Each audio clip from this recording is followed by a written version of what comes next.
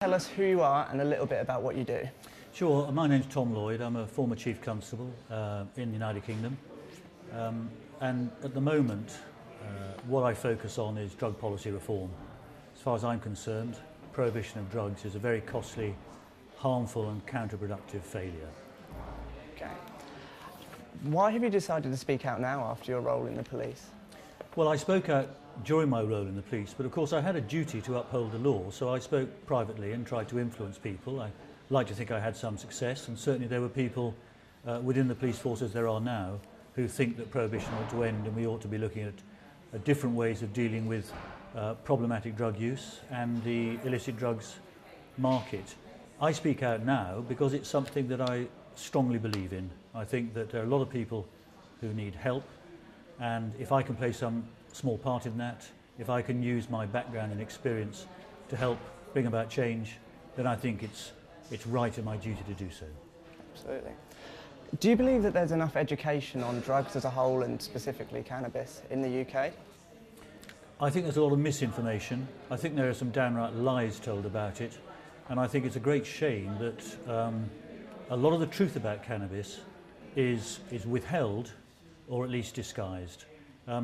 And that's not just about education in school or in other establishments.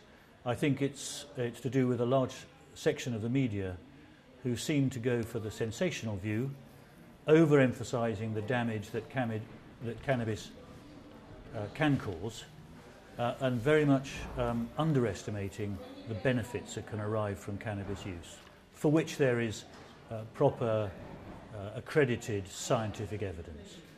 Wonderful. You mentioned during your talk that legalisation would aid the police force. How do you think it would do this? Well, the police force at the moment spends a huge amount of time and effort, money, that's taxpayers' money of course, as do the courts, as do the prisons, the probation service, the whole criminal justice system, on prosecuting the drug laws. And the fact is that in recent times, by that I mean the last 40 odd years, we've seen a massive increase in drug consumption. We've seen a proliferation of more dangerous drugs. We've seen huge profits earned by criminal organisations, and all drugs are more dangerous when the criminals are in charge of their production and supply. Police, education, social benefit, spending, developing and helping communities are ways in which money would be much better spent than on prosecuting this failed so-called war against drugs. It is, of course, a war against people. Could you expand a little bit more on that war on people and why you believe it to be a war on the people rather than the substance? I mean, drugs are inanimate objects. It's having a war on drugs is rather like having a war on tables. I mean, they just exist. What's happening is that from a quite proper desire to reduce the harmful consumption of substances of all sorts, politicians, perhaps inspired by President Nixon about 40 years ago, have started this so-called war on drugs. But what history has shown us, and the evidence is quite clear as we look around the world and the UK now, is that this is actually a war on people. People are marginalised, criminalised, ostracised, and their situation is made much worse by the fact that the criminal law is used to try and deal with the issue of problematic drug use. If you consider that somebody is taking drugs and they haven't got a problem, probably the worst thing you could do to them is criminalise them. If you are dealing with somebody who does have a problem with their drug consumption, then probably the worst thing you could do is criminalise them. It's a lose-lose situation. Absolutely. So would you say that, based on your experience as a high-ranking police officer, that you would say drugs are a medical issue and drug addiction is a medical issue opposed to a legal issue and a criminalisation issue as it is at the moment? Well, drug consumption is really like the consumption of everything else. Almost anything can cause you harm. Now, I'm not trying to minimise the fact that some drugs are clearly extremely powerful. But if somebody is taking drugs, if you like, for the wrong reasons, because they may be self-medicating to deal with trauma, or they've just found themselves in the position where they are addicted to a drug, then the last thing they need is to be confronted by the criminal justice system. They need support. They need support for their physical condition, and they need support often for mental condition that might be a cause of the drug consumption, and it may be produced by the drug consumption. This is clearly a medical issue, not a criminal issue. And when we start to treat drug users sympathetically and we take away criminal sanctions, we see an uptake in treatment and we see a reduction in problems associated with addiction. So clearly the evidence is, and common sense says, we should be treating the harmful consumption of substances as a medical issue, not a criminal issue. Similarly, in the United States, and in the UK for that matter, when it came to tobacco consumption, we know how harmful tobacco consumption is, the criminal law wasn't used. Control and regulation, together with a huge amount of appropriate education, actually saw tobacco consumption drop. That's the sort of model we should be using. Approaching it as a health issue, respecting people enough to educate them so they can make rational choices. And if you make rational choices of your own accord through self-discipline and self-control, then that will last a lot longer than if you're forced into something by external forces. Absolutely.